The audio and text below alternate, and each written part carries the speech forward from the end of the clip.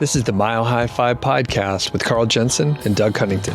We have authentic conversations about the journey to FI, health, happiness, and some very odd tangents. We interview FI experts, side hustlers, people on their way to FI, and those who have reached the other side. Join us every week, and if you want the show notes and links and all that other stuff, head over to milehighfi.com. Hello, world. Welcome to the Mile High Fi podcast. Today, we're going to be talking a little bit about Barbie, but more than that, we're going to be discussing 4 emails that we received. The first 2 are super interesting, Doug, because they came in at the exact same time. They came in like minutes after each other, but the one guy is really making the case for, he's an anti-fire guy, really making the case for his career. And the other guy is the exact opposite. He's in his 20s and he doesn't want to work anymore at all. And then we have 2 more that are kind of interesting. One relates to you a little bit with quitting a job to side hustle a little bit. And the other one is about working part-time as a way of transitioning to fire. So I think these will be great. But before we get to that, Doug, I've been looking for stuff to watch. I just finished some shows and I'm going to get to Breaking Bad, but I decided to do something a little bit lighter, and I started watching Arrested Development again. I love that show. I think we've gone through the first 3 seasons 3 or 4 times, like all the way through. Fantastic show. Oh, it's so good. And it makes me so sad because I think it's probably my favorite show. If I had to pick one thing that I could watch and nothing else, it would be that the first 3 seasons. After that, it kind of fell off. But it was so well written and so funny. And every time you watch it, it gets a little bit better, I think. But one thing I was thinking about is you, Doug, and in the Soundcheck, if you listen to the end, we talk about the Barbie movie. And the question I asked was if they made a Ken doll for Doug, like a Doug doll, because there were other male dolls, what would Doug's doll look like? And we talk a little bit about that in the Soundcheck. But there was one part in Arrested Development where the Tobias character, he called himself a never nude. He would never be completely naked. He would always have like jean shorts on, right? Mm-hmm. Yeah, and it's a lifestyle, apparently.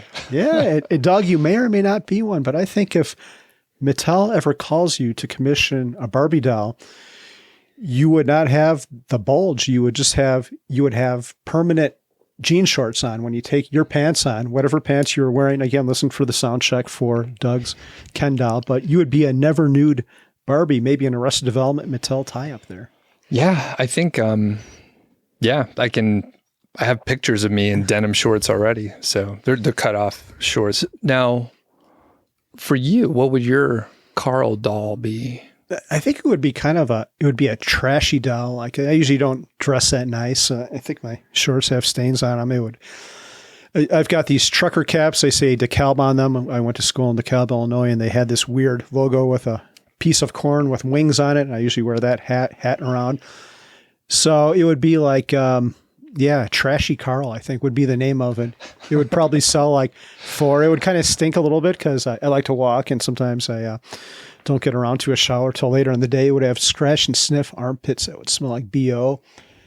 And what else? Probably I can't eat without spilling stuff on myself. Like the guy in Airplane who had a drinking problem, he would spill his drink over the front. I have an eating problem. I've literally missed my mouth putting food in my mouth. And I like to wear white shirts and it gets all over the front of me. So there'd be some stains there. I think that about sums it up. It's a really great sounding doll. Trashy Carl doll. We got to figure out how to get that kind of merch. They have like the Redbubble. You can get t-shirts and stickers and hats and tote, things like that. I don't know if they have like dolls that you could design. We may have to go to like Etsy or something to get like handmade. It sounds like a voodoo doll or something now. That's probably what they would be used for. Like, God, I hate this podcast. They'd chuck our doll against the wall. But Doug, this is a great idea. What about a pull string? Remember those dolls where you'd pull the string and they would say something like, mine would just fart. They'd pull the string of the doll and let gas go. What would your doll say or do when you pulled the string? Oh, I don't know how I could top that. So I'm going to add on because mine was it was a normal thing. It was just me, Yours sounds more like a Garbage Pail Kid style. Did you get those cards? Yes. Yeah. Yeah. Very collectible, apparently. But yeah, yours would be like, pull my finger, and then it would fart. And then I don't know what the other one would be, but yeah. Wow. How do we end up here so fast? I don't know. Yeah. This, sometimes we always go downhill, but sometimes quicker than past episodes. So if you're listening to the show for the first time, I'm Doug. He's Carl. So we do have questions that came in. Thank you for sending them in. We want to do more mailbag episodes. They're really fun to do. So you can send them in. You could send them to Carl@milehighfi.com or Doug. It goes to the same inbox, which we share. And then Carl does everything. And then we also have a Facebook group, which is kind of new. Do you want to talk about that for a second? Yeah, we started a Facebook group. We had like, I was watching it. You have to be approved because we don't want spammers in there. But we had like 15 people join yesterday, just a whole lot of people. And if you're in the group, you can ask other members a question. Sometimes we go on there and ask questions, or if there's something you want us to talk about on the show, or you want us to tackle a question, you could always ask it there as well. Our next mailbag episode is all from the Facebook group. So to get there, it's facebook.com/groups/milehighfi, and we will put a link to that in the show notes. Okay. And I bet I could create like a quick little link where it's like milehighfi.com/something very short. So it'll roll right off the tongue and it'll redirect over there. So I could do that sometime and we'll take care of that. Yes. Cool. So should we get into the questions now? Yeah, let's do it. Doug, why don't we just switch off reading these, and I'll take the first one. And this one comes from Steve. So Steve says, I enjoy listening to you guys, but you don't seem to get the perspective of being a star in the corporate world. I know you had good careers, but if you had been a corporate Tom Brady, and some of us were, including Steve, you probably would not have wanted to retire super early because it's fun being one of the best. There's a lot of purpose in that kind of career. Let's see. He goes on to say there's plenty of time for family, hobbies, volunteering, and work. You tend to set up corporate careers in a strawman fashion. Ooh. And some are truly that pointless and awful, but not all of them, not mine. Some of my biggest wins were at work. I wouldn't trade them for anything. And still, I was able to have a great marriage. Just celebrated my 45th anniversary. Nice work, Steve.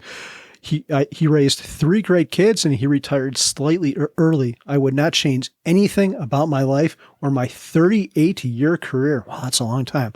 I do appreciate hearing different perspectives on life. Thanks for what you do. Wow, Doug, there's a lot to unpack there. What do you think? Yeah, so Steve, thank you for sending this in and for pointing out the maybe flaw in the way that we talk about corporate careers.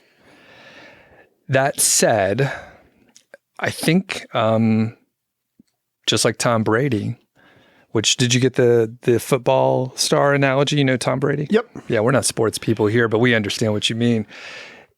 There's so few people that are in your situation that it's very easy just to forget about it. So I definitely wasn't in this spot, so that's perceptive of you. And the contempt that I talk about my corporate career, you saw right through it. So yeah, initially I was a little bit defensive, but I'm like, hey, I understand. Yeah, we're not really addressing this person very much at all. So what were your thoughts initially?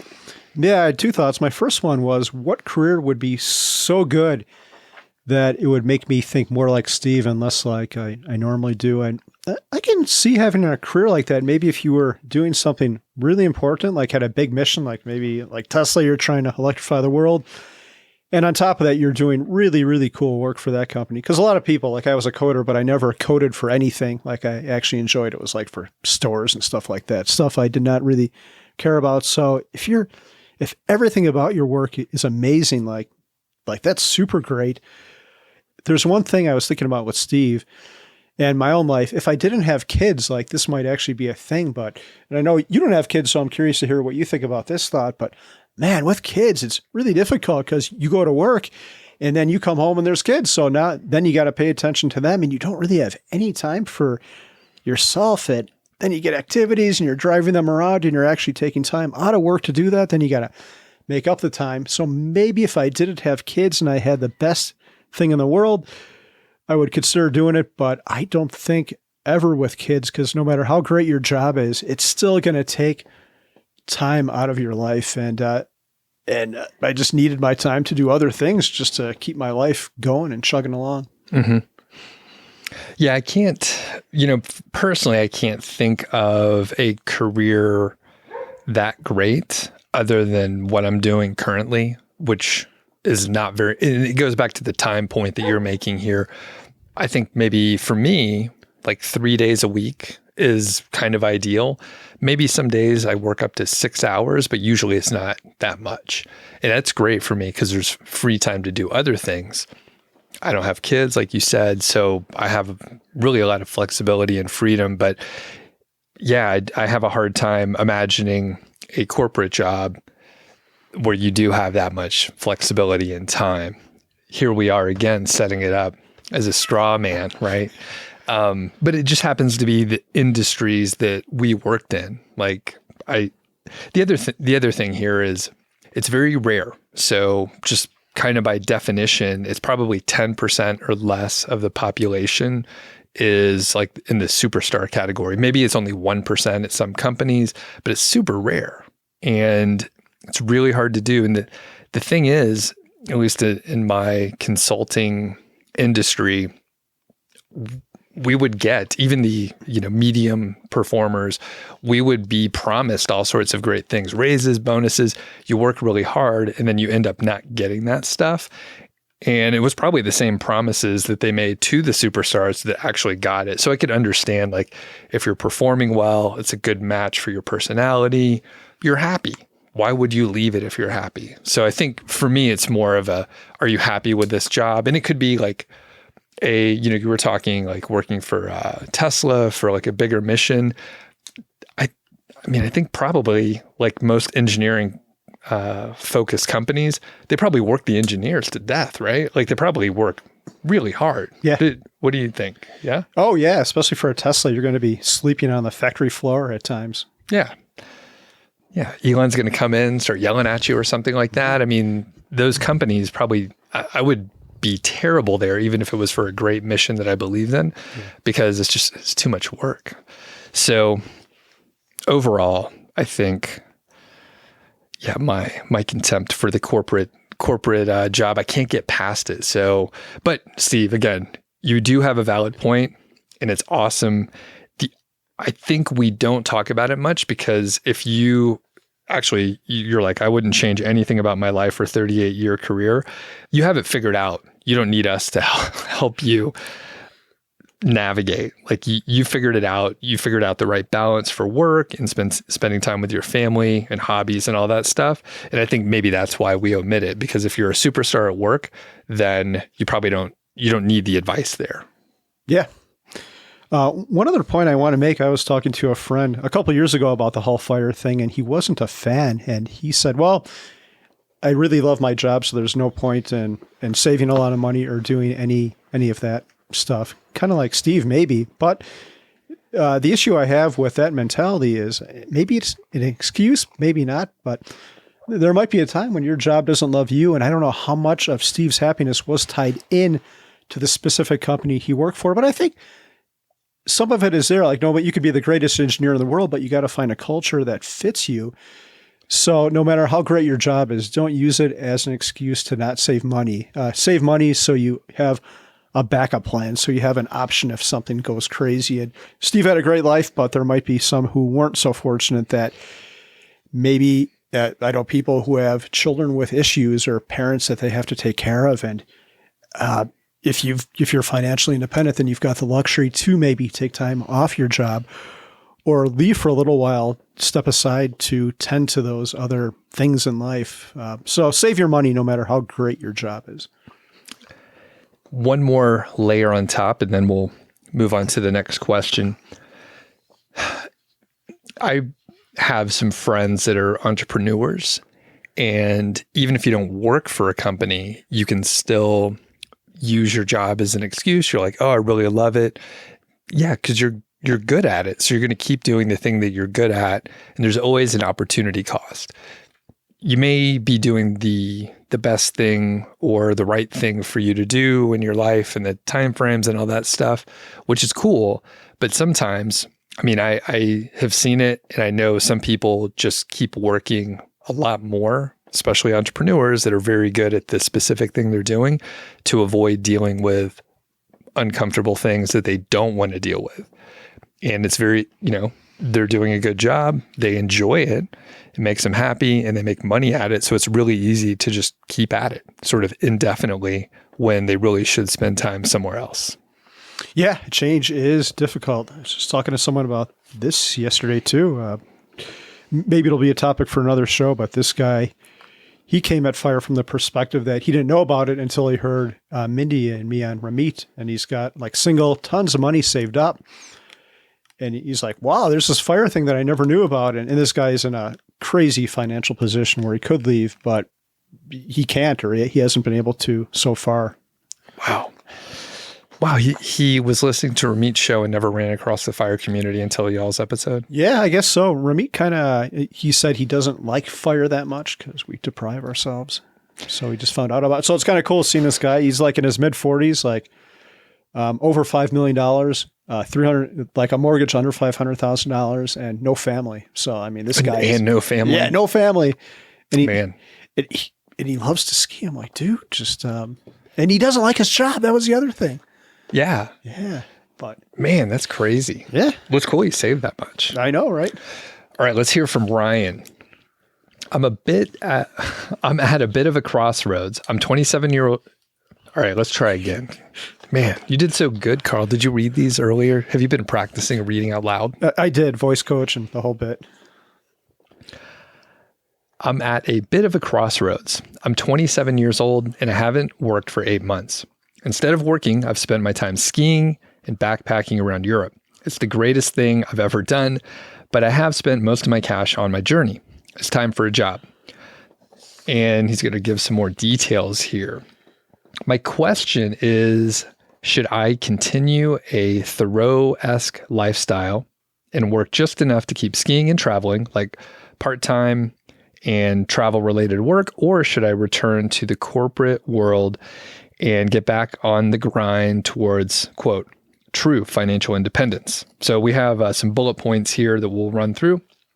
So Ryan still has enough cash to stay afloat for a few months. He has $10K in the market. He has $100K equity in a single family home that is cash flowing with long-term tenants. He has a few years of experience as a financial analyst in the corporate world, and he's been able to save 30 to 40K per year when he's working, and he expects that he should be able to do it in the future. He does love skiing, and he says he'll never take a season off. So either he's working remotely or working at the resort or not working during the ski season, and it's non-negotiable. Ryan fucking loves skiing. All right. His bucket list includes backpacking around Southeast Asia and Latin America, and he's completely passionate about that. And he finally is saying, when will I have the opportunity to do this again? He has no housing cost, no auto cost, no girlfriend, no dog. So here's the question. So how do I solve the optimization problem? On one hand, I want to look out for my future self, but on the other hand, I feel like I have the rest of my life to work in the corporate world again. If I don't get a higher paying corporate job, I could probably work some part-time gig until ski season and then work at the resort in the Rockies potentially. So that season would be followed with another big backpacking trip, and then he would be facing the same decision next year. Really awesome. 27 years old. He's traveling around having a blast. So Carl, what do you think? Yeah. So there's three things that really stand out, and I'm going to reread them. So he said he spent his time skiing and backpacking around Europe, and he said it was the greatest thing I've ever done. The greatest thing he's ever done. And then he said, I love skiing so much that I will never take a season off. And then he said, I feel that I have the rest of my life to work in corporate America again. So he's doing now what we save up our money to do. He's found his passion and his love in life. And my advice would be, if this is so important to you and you love it this much, you'll be able to find a way to continue doing this. So continue doing it. Yep. I largely agree. You know, there's one portion of me that I look at what you and I did, which was kind of similar, right? We saved pretty well. We made a couple mistakes along the way as we were learning through our 20s and 30s, but largely like we saved a lot early on. So the compound interest kicked in really well in our late 30s, really after 10, 12 years of compounding. And very powerful to do that when you're still in your 20s. However, you're exactly right, Carl. He's just like, he's doing what people are trying to do, and he's kind of figured it out. So my opposing sort of idea, he says he has no housing costs, no car, no girlfriend, no dog. So my question is, how important is, I'll put in air quotes in a general sense, for like settling down? So maybe he does want to have like a home base sometime in the future. Maybe he doesn't know when that'll be. Maybe he's like, I don't want to have a home base. Maybe he doesn't want to be in a relationship or have a pet or whatever, but maybe he does in the future. So I would kind of look at that too. And, you know, maybe every year, think about it. If you're a skier and you're hanging out in the Rockies and you're not traveling too much, you can have a dog, right? If you're going backpacking every year for several months at a time, maybe you're not going to be able to take care of a dog. You're going to have to get like a pet sitter or something like that. So I would look at a couple of those pieces. The other little observation is he only has 10K in the market. And I would feel a little more comfortable if he put more in. And I think, I mean, reading between all the lines here, I think he might be able to work remotely at a, ski resort in the mountains, wherever he's backpacking, whatever, maybe pick up like 3 to 6 month contracts and work part of the year, stay kind of relevant in the corporate world, make a lot more money than you could at a part-time thing. Maybe you don't do it every year, but maybe every few years you're like, all right, I need to make some real money. And you have the geo arbitrage going on. And then it gives you a little more leeway, especially having more money in the market, to compound over time. So a little bit scattered. Largely, I like what he's doing. And I think, travel around, have a blast. Yeah, I've got a couple more comments. I think, I would guess that he is going to get burned out on this lifestyle eventually, and maybe some external factor will change it. Maybe he'll meet a partner on the chairlift and eventually want to move on from this lifestyle. And when he does, there was something Diana from Economy said. We saw her speak at a recent Camp FI. She's like, you shouldn't rely on your money. Your strengths are your community, your resourcefulness, your intelligence. So I would say when Ryan does get burned out from this lifestyle, he'll be able to figure some shit out. I once knew some guy who was 40 who was going to medical school. He quit his job, went back to school for a couple of years to study to take the MCAT, and went to medical school. And I think if you have confidence in yourself and a little bit of resourcefulness, you can do stuff like that and pivot and be okay and change up your life. And I think he'll be able to do that. The other thing I was going to say is, I think he should brainstorm ideas like how could he make some money while doing what he loves? Like, could he have a YouTube channel where he takes a GoPro and when he backpacks, he's got a blog or YouTube channel. Here's my El Camino experience, and here are my recommendations for where to stay. And then you get some kind of affiliate revenue or something like that. But why not try to do what you love, but then put a tiny bit of work to it on the side and make some money? Because if you're this passionate about it, you're going to be able to have some good information and things to pass along to other people. And I'd be curious to see how he could leverage doing something like that. Great point. Yeah. So again, it's one of those deals where like he figured out how to do this without working for 25 years. And then he's like, okay, now I can do it. He's in his 20s. his body's in great shape, you know. So now's the time. Yeah, Ryan, next time you're in Colorado, look us up. I'd love to talk to you more about this. Maybe you'll even want to be on the show. That would be pretty neat to hear a different perspective, the opposite of Steve, the initial guy. Okay, next we're going to talk about Zach from Australia. Hello, Down Under. He says he's a big fan of the podcast. I love the episodes where you unpack mail from listeners. I'm a 35-year-old from Australia, living with my wife and cat with a personal net worth of over $500,000. My wife and I mostly keep our finances separate, but including her net worth, we are over $650,000. So he's doing great. 35 years old, $650,000. I was much less than that at that age. I work remotely in IT, and my wife works as a junior doctor at a local hospital and is hoping to get onto a specialty pathway. I supported her entirely through medical school, so she has only a small student loan debt. She's not looking to reduce her work hours in the next 6 to 8 years unless we have a kid, but I'm burnt out from working full-time. Very interesting.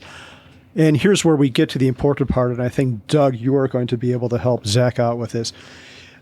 So Zach says he also freelances for a few clients, and he'd really like to pursue that and coast until he reaches FIRE. I'd also like to focus on music and other hobbies right now. My personal expenses are currently around $25,000 a year, and I'm getting very close to FIRE unless we have a kid. So my question for you is, how do I build the courage to take the plunge into freelancing? And should he give up his comfortable job to be a freelancer while his wife works full-time? Knowing she has a few years left working full-time. Very good.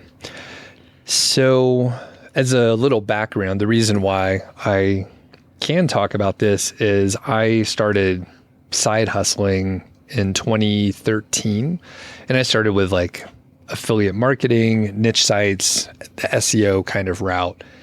And I never really got into freelancing so much. But I worked with freelancers and, you know, side hustling and freelancing and some of the other things you can get into.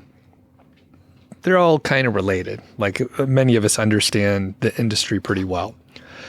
So number one, I would take the approach of treating it as something on the side. So I wouldn't quit your full-time job yet. You should probably, pick up a couple contracts here and there. You can go to places like Upwork. That's, you know, one of the biggest freelance marketplaces, and start poking around, take a look at some of the jobs that are listed out there. Since you're in IT, that's great. You should have a lot of opportunities out there, and it should be less impacted from AI than some of the other jobs out there, which a lot of people do content writing as their freelance job of choice, especially if they're unskilled. And the AI writers have kind of crushed that industry overall. So IT, you should be able to dabble, pick up a couple contracts, kind of figure out what you like to do and what is out there. As far as quitting, you asked about the courage. Treat it as a little experiment. It's not, you know, taking the plunge into freelancing and quitting your job. You're just going to test it out, see if you like it. You may discover that you hate it, but my hunch is you'll really like it because you'll be able to, hopefully in the future, take the jobs that you want, work on things as much as you want or as little as you want, and you have a lot more flexibility than working a full-time job. So if you want to take 6 months off to, you know, work on music, publish an album, produce something like that, you can take 6 months off and then pick up more contracts later. So it's great that your wife works full time. Hopefully you get benefits with that. So you'll be able to potentially, you know, when you get a certain level of income from the freelancing, you would be comfortable enough to go ahead and quit the corporate job. And then you'll be free.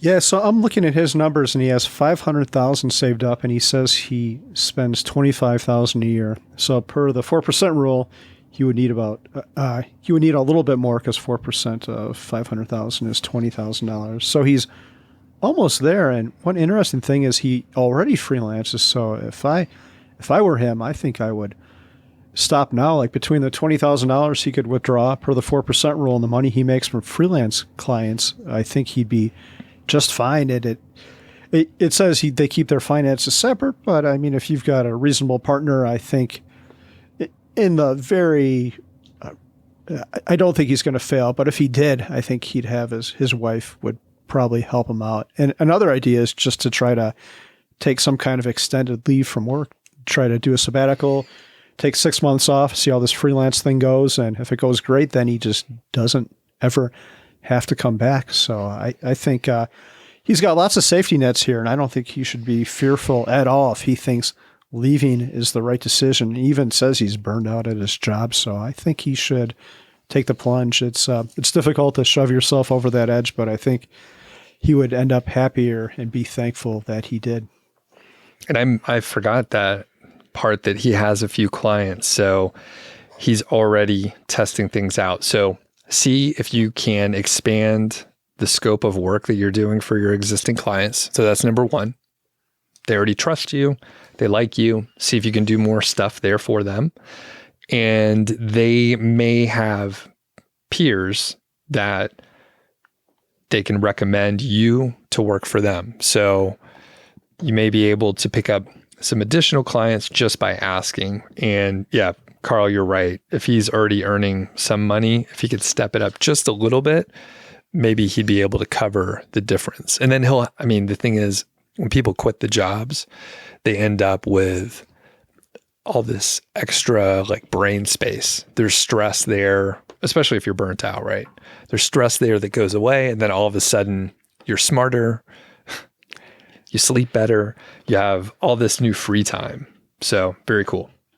He also asks, what gauge of guitar strings do you prefer? Do you have an answer for that, Doug?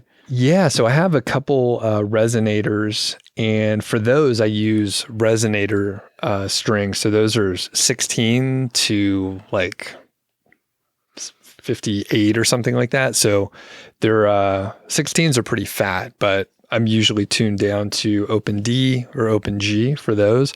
And then for the standard tuning, or sometimes I'll go down to half a step, I'll use 12s typically. So I think those are light gauge. And so those are the gauge. And I have been using nickel, like a nickel alloy. So they're nickel typically. They are not phosphor bronze, which are sort of the popular ones. But I don't have an electric, but I think I would probably use 9s or 10s. I have been thinking about an electric guitar here recently too. So you have an electric, right? Yeah, I do. What kind is yours? It's just this old cheapo PV thing, like the amp manufacturer. They used to make guitars, and okay. It seems like it's a quality thing. It doesn't go out of tune or anything like that, but I don't think they ever caught on with anyone. Gotcha. What gauge strings do you use on that? Do you know? I don't know. I tend to prefer the lighter gauge strings, easier to bend and mess around with. Yeah.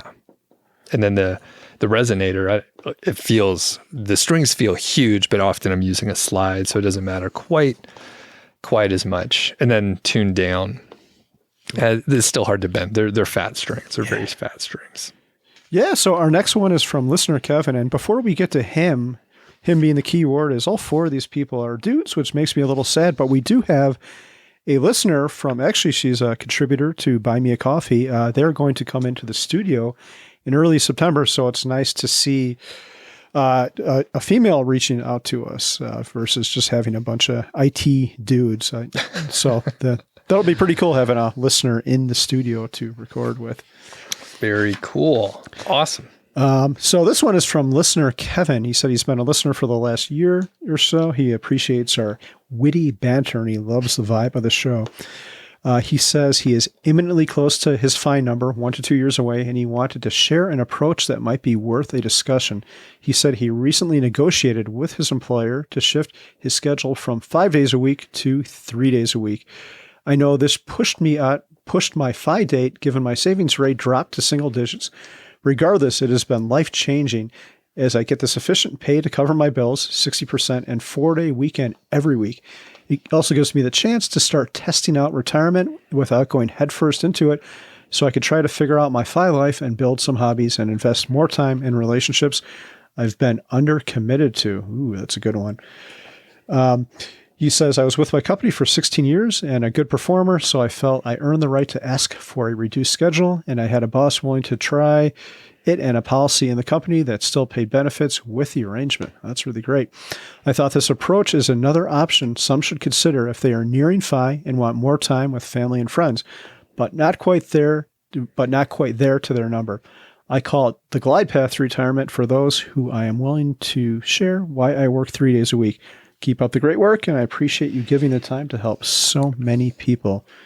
Ooh, this is an interesting one, Doug. I'll just go first right here and say this is exactly what I did, and I've got a couple thoughts.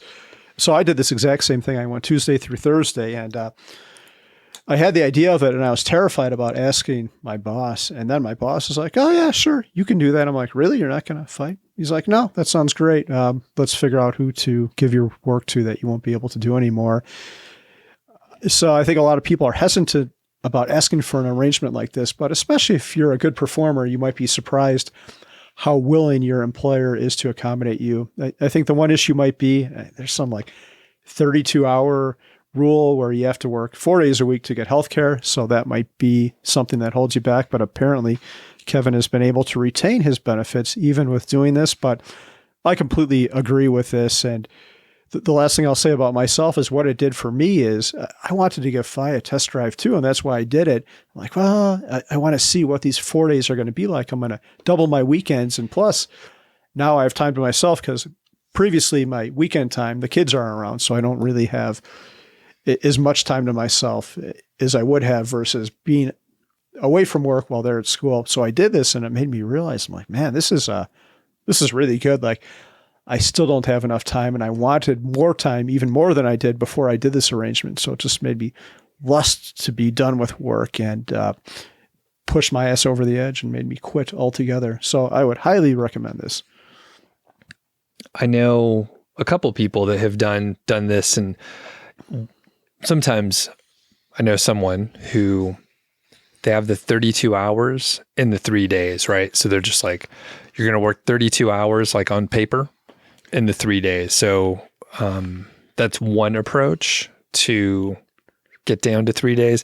And I mean, who knows how much, I mean, if you're working remotely, who knows how much you're working, right? Unless they're watching you every second. But yeah, I think it's a great approach to test it out. Elizabeth is actually doing this now. So she went down to 4 days and went down to 3 days. And it's great to have the additional free time. And it really, I think some people could deal with stopping work immedately. Not everyone can, right? Did you have a hard time like transitioning even from the 3 days? Because did you go to 4 and then 3? No, I went from 5 to 3 to 0. Okay. And then just going from 3 to 0, did you have, or basically when you retired, right? Was that an issue?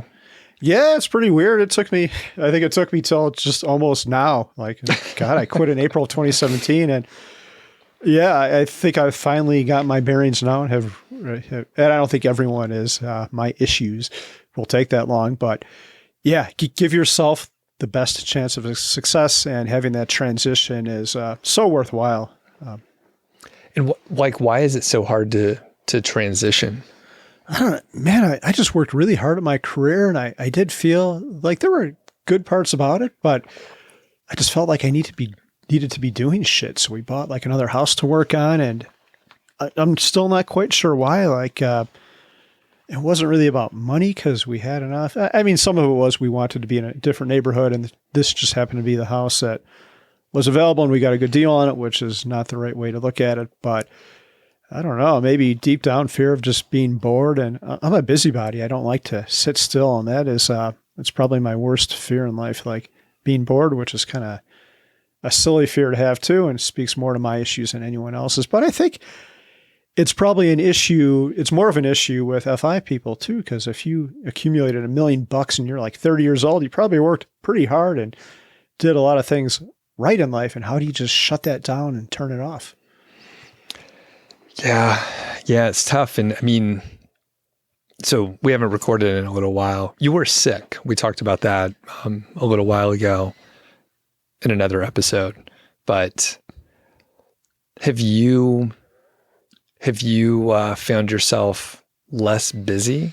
Because I know you were like, things are closing out. I'm closing out this project. I'm closing out that project. So is your schedule pretty open, like over the next 2 weeks or whatever? Yeah, it's much more open. Doug, one of the things I was going to talk to you about offline, but I'll mention here is I'm giving myself 1 day a week to just like do some physical activity, like a hike in Rocky Mountain National Park. That's what I did this Monday. I might do it again next Monday in case you're ever interested in going. So it has calmed down, but being sick gave me anxiety too, because there were still things I wanted to do, like work on the book, and I just didn't have the energy levels to do that, or like work out. Like I did a lot of walking, but you just don't feel like doing 20 push-ups when you feel like crap. Yeah. Got to listen to your body. Yeah. But just reiterate, yes, life is calm, and we're in a much better spot now. We have some house projects we have to wrap up, but yeah, I'm in a good spot now. Yeah. And the other thing with the transition, and some people are like, oh, really, I love my job. I don't know what I would do if I wasn't working. There's so many, like, I have like a list of things that I could work on. And for certain people, right, you'll always have that super long list. You'll never get through it, right? Do you have a similar list where it's like a million fucking things, right? I'm just looking around in here in the studio and I'm like, yeah, there's like 10 things I should do. And it's fine if I don't do them, but it's still something that I could just stay busy, like kind of constantly.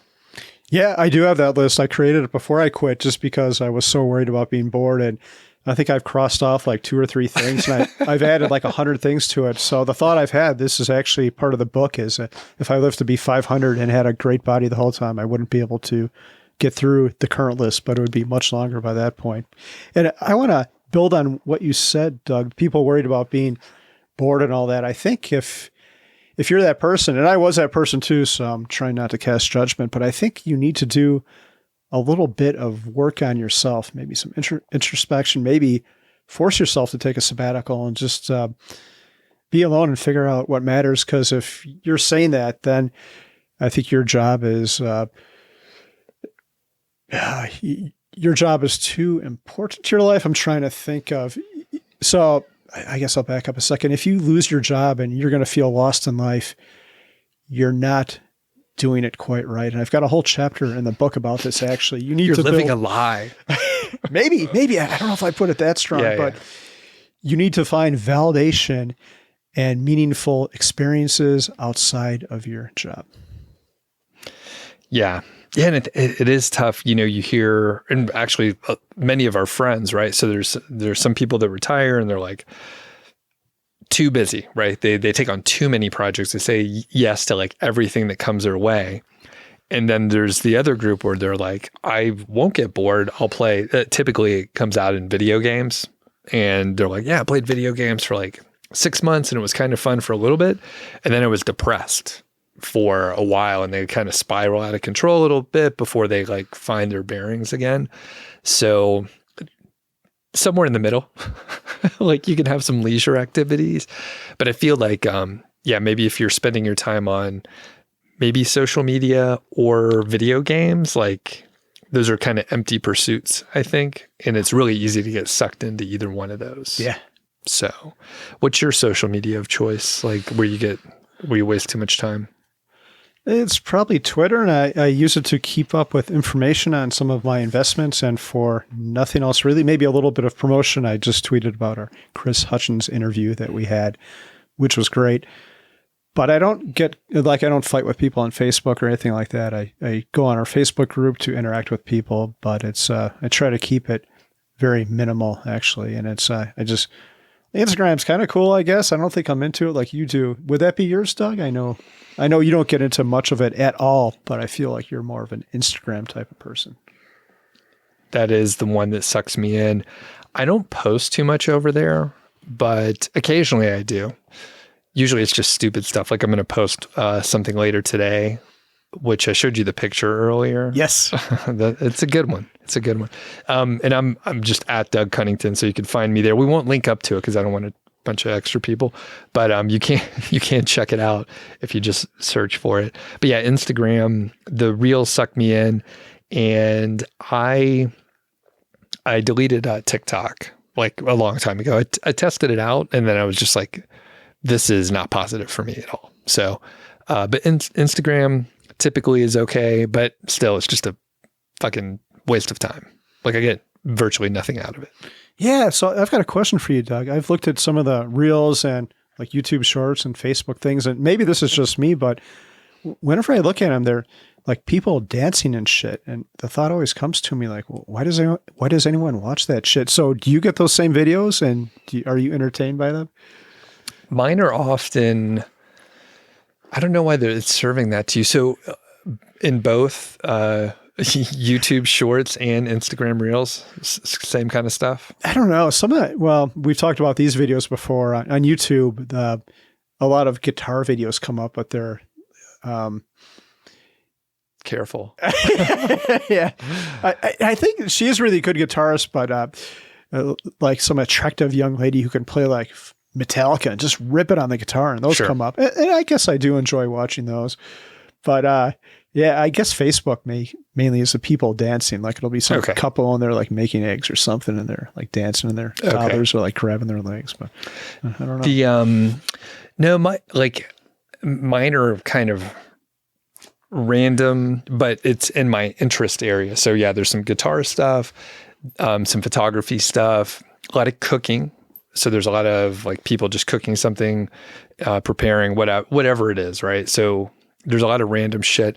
But yeah, generally what it devolves to, and I've heard this happen, like maybe you watch fitness videos too, right? Sometimes.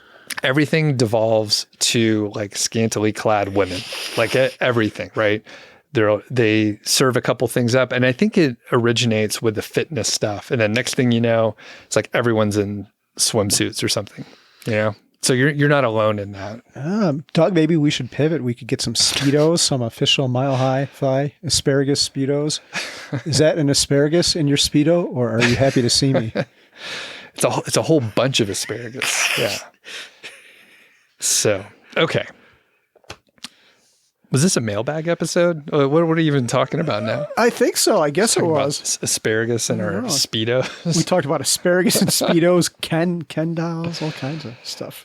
All right. This is good. Good questions. Good. And I love, again, going back to Steve and Ryan from the beginning, where it's like opposing views and both completely valid. Yeah, I completely agree. I appreciated Steven's check on us a little bit. I think he's got a point there. It's not a choice either of us would choose. And I would say it's probably less than 1% of people would. I mean, the question you have to ask, back up a second, is like if someone gave you $100 million, would you stay at your job? And I think I've met one person who said they would answer yes to it. One person in my entire life. And I guess two, including Steve, who I've never met in real life. Mm-hmm. The first guy was an anesthesiologist. But I don't think most people would say yes to that. The anesthesiologist would still do his job? Yeah, I met him at a Camp Fi in Florida. He was actually one of Leaf Physicians on Fire's classmates. Really? Yeah, he really loved it. Wow. See, I can't imagine. Like, I'm trying to think of like my most favorite job. Yeah. And I can't even imagine doing that if you didn't have to work at all. I mean, it would be I would do something creative, but I can't imagine, especially where you have to, there's hospital politics and other stuff you have to deal with. Yeah. Seems crazy. I wonder why I liked it so much. Yeah, I wonder. So actually, Doug, I'm actually working on a coding project. That'll be after I finish the book. But I really like to code, but I'm going to do it like maybe 5 or 10 hours a week whenever I have time, because I like that. But I've talked to people who are airline pilots, and they love that too. But maybe there's a way, if you really like it, you can fly on a limited basis, or fly for a CEO or something where you're on call for part of the year. Maybe there's a way to. The full-time thing is what really gets to me, like that time constriction, all those hours of your life gone, like 40 hours a week times 50 times 38 years, whatever that number is. It's a big number, and that's a lot of time that you could have been doing something else. And there's nothing that I would ever sign on for that's that good. Like nothing, absolutely not. No amount of money. All right, final question. When you were a kid, Carl, say like under 13 or 14, something like that, what would your dream job have been? What would you have said back then? Do you have any idea? Yeah, I do know the answer to that, and I'll say it in a second. But before I do that, we have our new feature where we're asking the readers a question, and they can respond on our Facebook group, on our YouTube channel, or send us an email. We'll put links to all of those in the show notes if you don't have them already. But the question is, if I were to give you $10 million tomorrow, would you stay at your job? And if you would, tell us about your job. Why is it so good that you would stay there? But yeah, that job, actually, I wanted to be a pilot. And the reason I never pursued it is, and I know that this isn't true, I've since discovered, but like you can learn how to fly through a university, and there's ways to do it. But I thought the only way to do it was through the military. And at that time, this has since changed. Our friend Stephen, you've talked to him before, right? Have you talked to Stephen H? Okay. Anyway, he's a United Airlines pilot, and he went to the Air Force Academy. And you don't have to do that to learn how to fly in the military. But what I thought when I was a kid is, and I think it was a requirement, that you had to have 20/20 vision, and I didn't. So I'm like, okay, I can't do this. And maybe I did know about the private stuff like Embry-Riddle, but it costs a lot of money if you're going to learn how to fly privately, and we had no money to pay for school. But that was always my dream, to be a pilot. And to this day, I think that'd be pretty awesome. Do you think being a pilot would be awesome? And the follow-up, what is your job? What did you want to do when you were that age? Yeah, pilot would be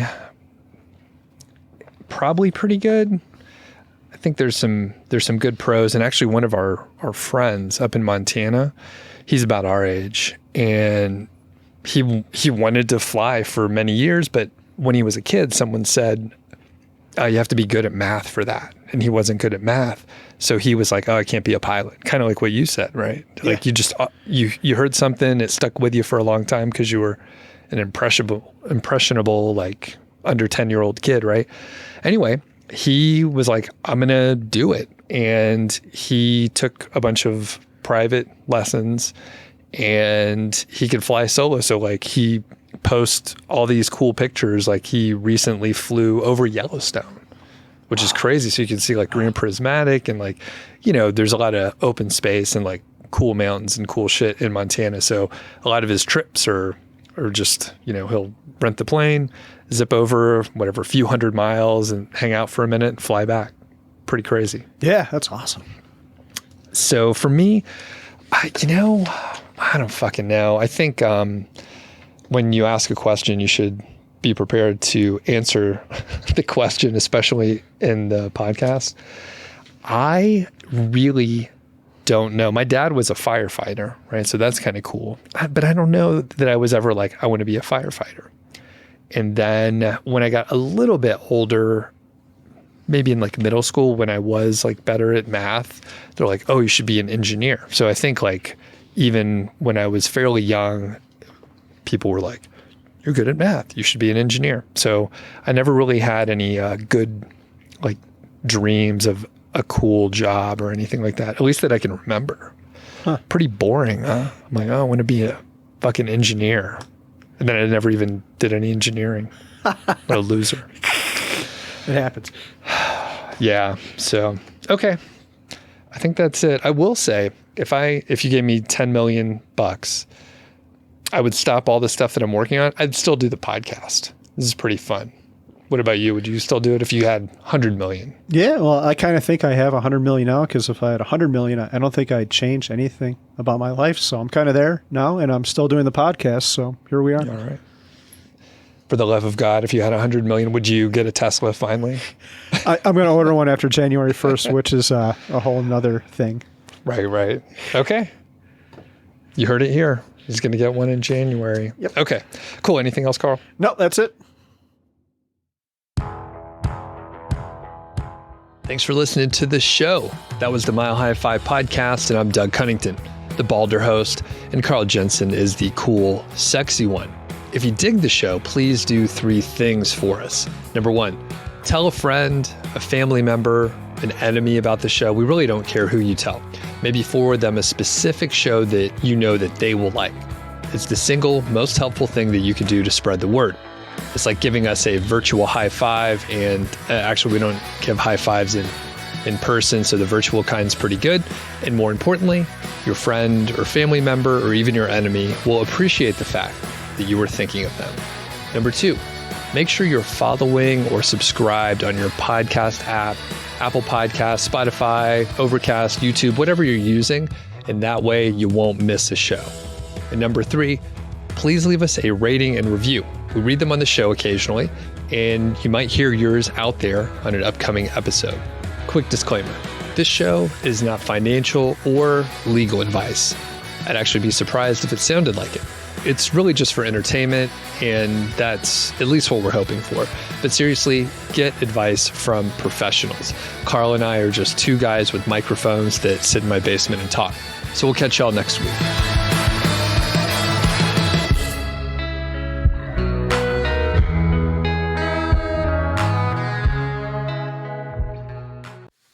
Doug, do we have a question for our sound check? Yeah, so the movies have been all the rage here recently. And you were telling me that you saw Barbie? I did. I've seen it twice, actually. Okay. Was this on your radar for a while? I know there was a lot of like media hype and all that, right? Yeah, I was curious about it. And our friend JT, who's been on the podcast before, I'll put a link to him, was in town. So I'm like, hey, JT, you want to go see Barbie? Like my younger kid. And Mindy, you want to see it too? So we all went and saw it. Oh, cool. Yeah. And why twice? My older daughter was in Costa Rica at the time, and she wanted to see it too. So I'm like, hey, if you want to go see it, I'll go see it again. Let's do it. Okay. For a second, I thought it was just you and JT. You were like, hey, JT, you want to go to the movies? He's like, cool. Is it Oppenheimer? And you're like, no, it's Barbie. It's just me and you, bro. But yeah, you brought the whole family. Okay. Yeah, the whole family. JT and I did wear pink, though. My kid put a pink scarf around me, and JT had a pink cowboy hat. Okay. Do you have pink clothing otherwise? I don't think I do. I don't think I have anything in pink except an old FinCon shirt that was black that had pink lettering on it. Okay.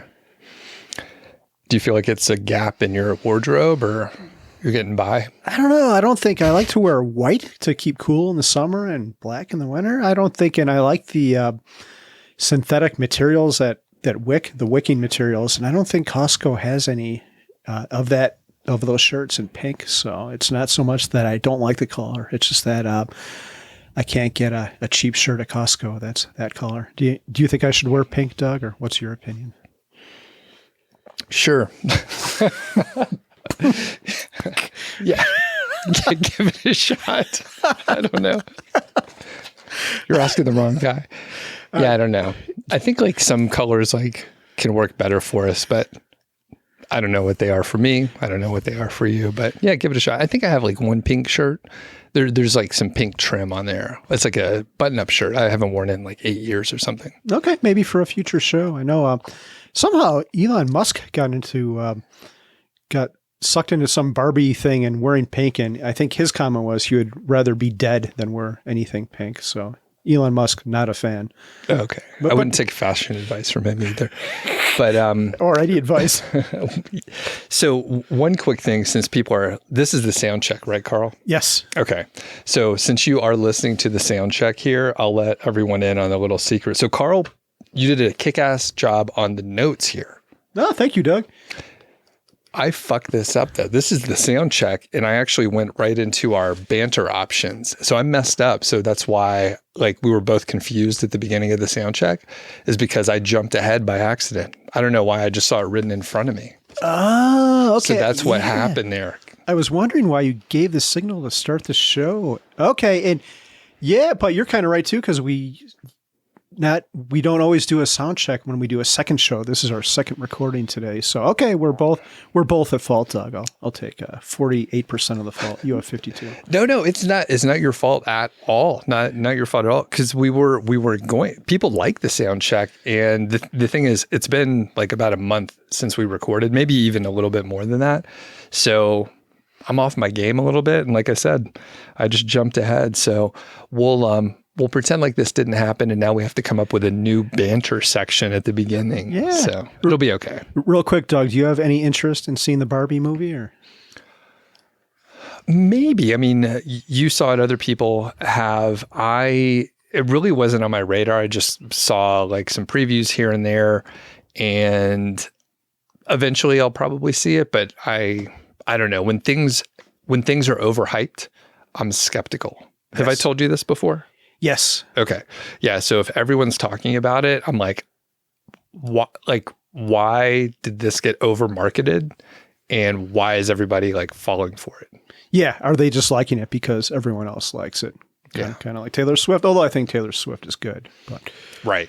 And oftentimes, I mean, I could, sometimes I'm just wrong, but I'm like, I'm cautious. If media has picked up on something, I know that people are out there behind the scenes, like pushing it to the media outlets. Yeah. So I'm like, why is this happening? That seems weird to me. Okay. It's like a conspiracy theory. I don't know. Am I crazy for thinking that? No, I think you're right. If you follow the crowd, you're going to be led astray a lot of the time.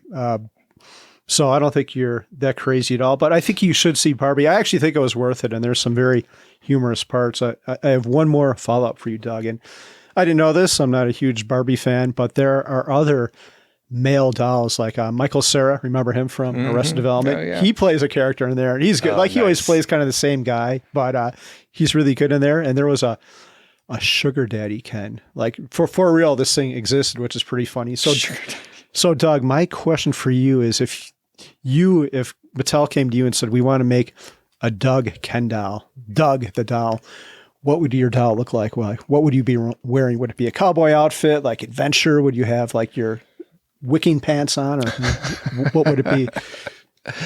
This is a great question. Yeah, I think for a little while, I got into just wearing mostly the same stuff all the time. I think it was like after we moved and I trimmed down my vast wardrobe quite a bit. And I got a bunch of V-neck black t-shirts that were very comfortable. And I would wear, I don't know, jeans or khaki type clothes, not wicking, not hiking stuff. It was a little bit nicer than that, but not much. So I think it would be that bald, very, very shiny, slick head, just like the real thing. I don't think they've had a bald Ken or bald male doll, so that would be great. It would be a departure for him, but baldness is kind of cool now, so I think they should do it. It's always been cool, just everyone caught up. I think one other thing, you know what? I'm going to save it for our banter. I have another idea for the doll, but I think we're going to talk about something related, so we'll come back to it. So if people are still listening at this point, they'll have already heard it. But yeah. At some point, our sound checks are going to be like longer than the show. It's just like we talk and talk and talk, especially if we edit down all the BS that we talk about in the show. Yeah.